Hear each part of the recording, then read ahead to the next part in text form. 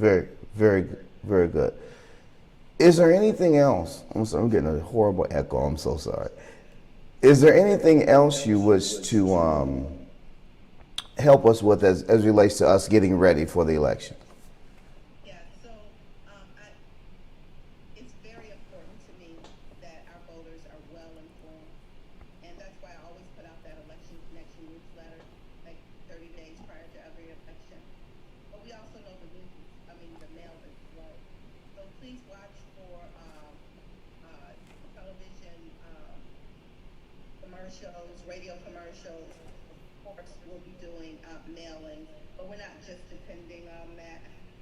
Also use our website, detroitmi.gov/elections.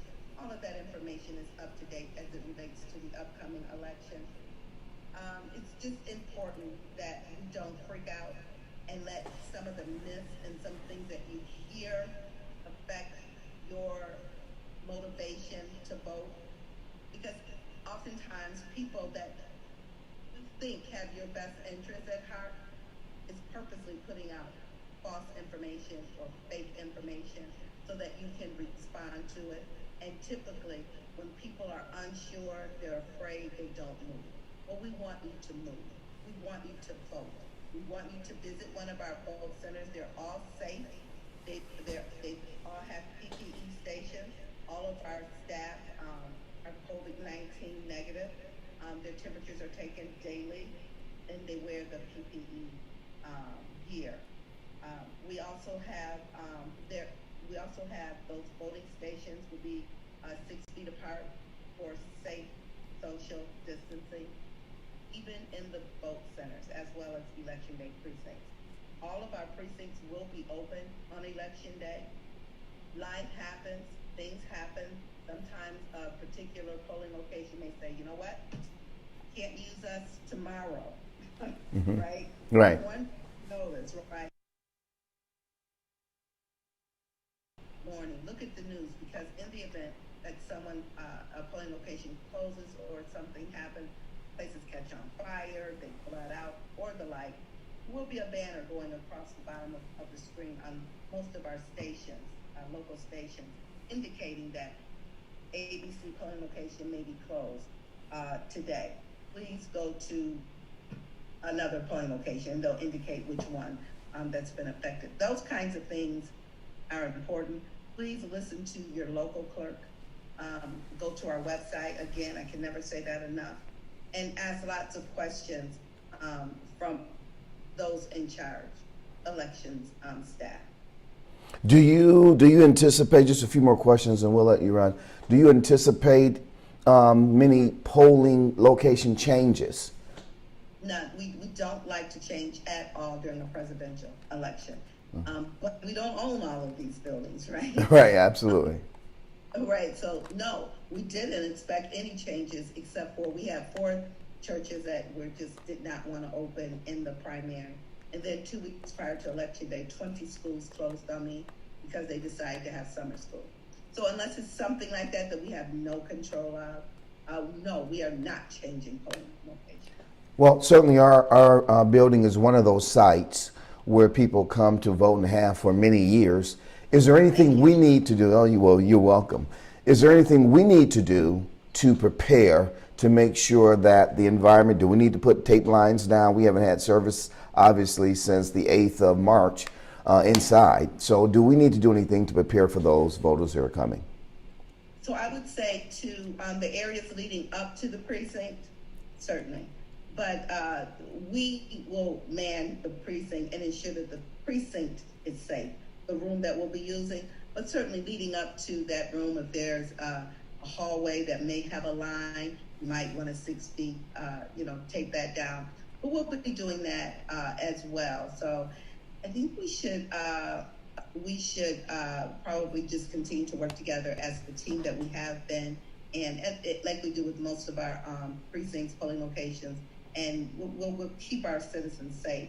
But what we want our citizens to do, and what we want to ensure that your parishioners know as well, and that is to vote that ballot as early as you can and send it in, drop it off go to one of our vote centers and vote your absentee ballot in person. Those will open October the 5th, if that's a Monday, and they will be open until and including Election Day. So please utilize those things. You have a ballot, you get that ballot in the mail, don't put it back in the mail. Use one of our drop boxes. Be safe and be smart, but exercise that right to vote. So the bottom line is certainly this should be somewhat of a seamless election, although we may have a lot more absentee ballots. I'm saying that in prophecy, right? I'm prophesying good news. That We accept that. We accept that prophecy. Yeah, reality says that we're living during a pandemic, a worldwide pandemic. So it won't be seamless. It absolutely will. That in and of itself leads to particular problems. People get sick.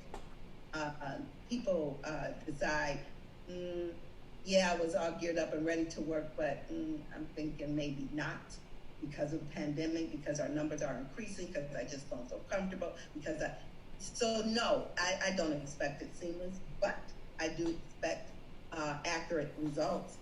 And I do expect for my citizens to understand that it will not be an election day. It will be an election week. Why? That is because we know we're going to count nearly 200,000 absentee ballots, and that cannot be done in a 24-hour day. So we know we'll have a couple of shifts coming in, so it's not to tire people, because tired people make mistakes. But we'll be using the same group on shift 1. They'll get a break, an overnight break. It'll be like a 7 to 10. And then another smaller shift to come in that will just process. And then at 7 o'clock in the morning, that shift that started will start a new day and continue on. So it will be election week, not election day. Absolutely. And we'll get those results, because at the end of the day, we want a good, clean, crisp election day in the city of Detroit. You had mentioned earlier that you are looking for workers. Are there any special type of skills or skill sets that you would like to see in those who are applying that would be better fits for those positions? Yeah, so the positions that we're looking for right now, we have 2 classifications that can start as early as Monday, right? Working in the Department of Elections with an hourly pay that starts at $12 an hour, plus mandatory overtime. So the very basic position is one that's very basic and clerical. You just have to have, you'll basically be opening up envelopes, counting the mail, and those basic clerical duties. Those start at about $12 an hour. And then we have a little more advanced clerical position for our processors. These are individuals who feel very comfortable working with the computer, working with technology. It's not afraid to go into a particular, the qualified voter file, the state file system, and issue a ballot. Must be very precise in their work, and they must have significant clerical and or computer experience, and they must pass the training that's provided by the state of Michigan, because the state of Michigan is the one who trains an individual to go into the qualified voter file. Okay. So those are processors. They start a little higher in salary, and but they're still everyday mandatory overtime. And for each of those classifications, we do have 2 shifts, a day shift and an evening shift. And that's to keep the number of people in the building at a minimum and allow the work to continue so we can get those ballots out on time. Very good. And do you have to at least be a high school graduate to sign up? Absolutely. You must be a high school graduate or GED. Or GED, okay.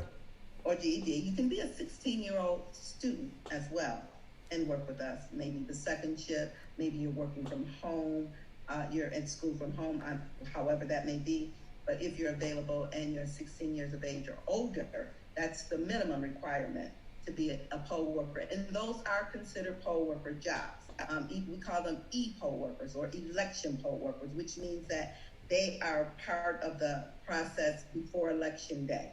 They're in the Department of Elections building, so we call them poll workers as opposed to just Election Day poll workers.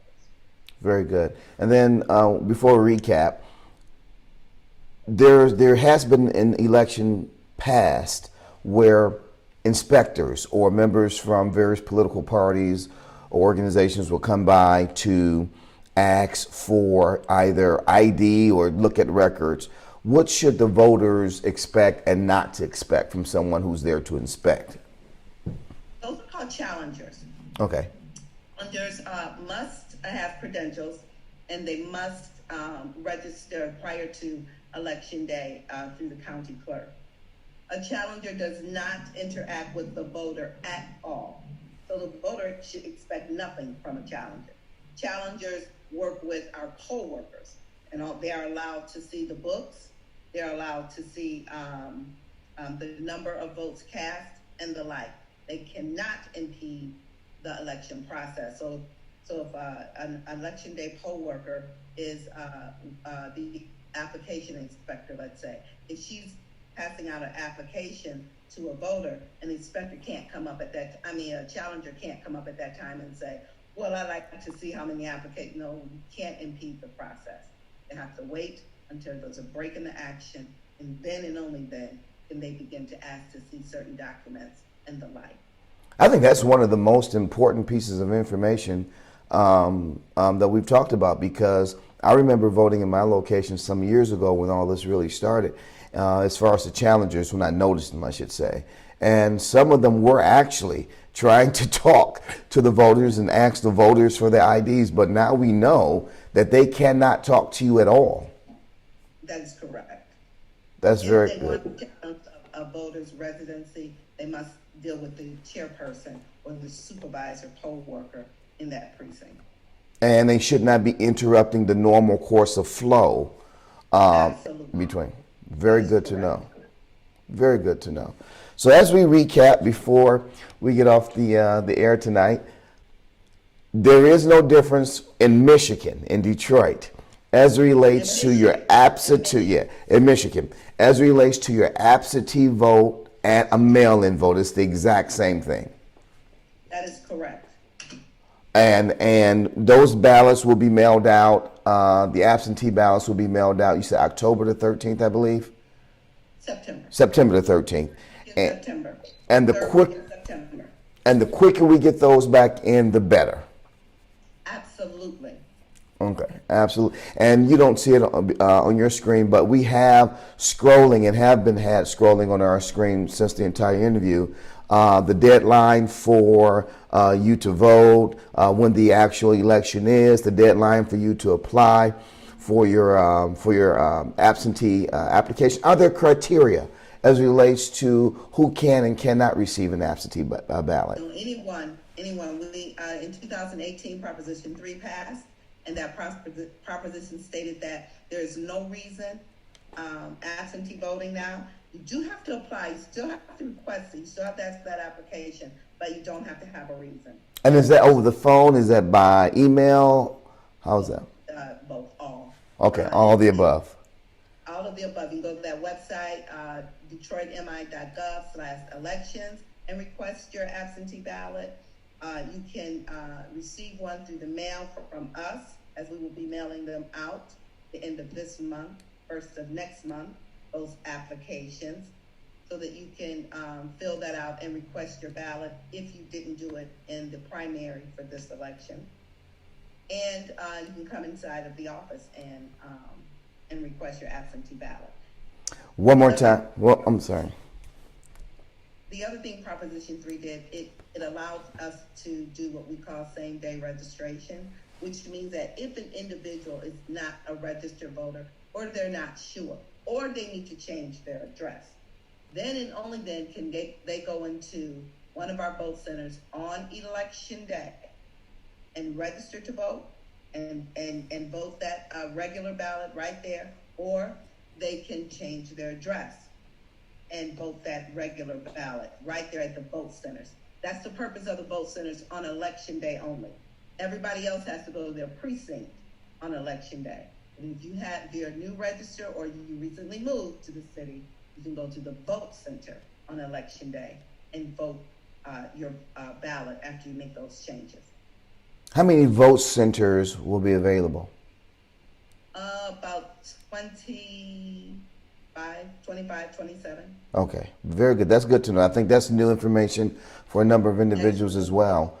That on the day of election, you can register. So there's no deadline now as relates to you being able to make sure you qualify to register to vote. That is outstanding. That is outstanding. You all did that. Yeah. You all did that. You voted yes. You Yeah. all did that. Absolutely. Well, Ms. Winfrey, thank you so very much for your time. I appreciate it. I know this is the busy season for you, obviously. And one more time, though, can you give us the website and the phone number if people still have questions? So if you want election information, you go to DetroitMI.gov/elections. If you want to send your resume in because you want to work to the days leading up to election day, you can send it to Winfrey J at DetroitMI.gov. That's WINFREYJ at DetroitMI.gov. Resume. If you want to call and say, I want to work election day, I want to be a regular poll worker, or have any other questions that weren't answered on the website or via this conversation, they can call my assistant, who will probably kill me for this. They can call Michelle at 313-876-0880. And I give out her number on purpose because I know that number will be answered. Mrs. Janice Winfrey, Detroit City Clerk, thank you so very much for sharing all of that valuable information with us tonight, and have a blessed night. Thank you. You as well. All Appreciate it. All right. Bye-bye now.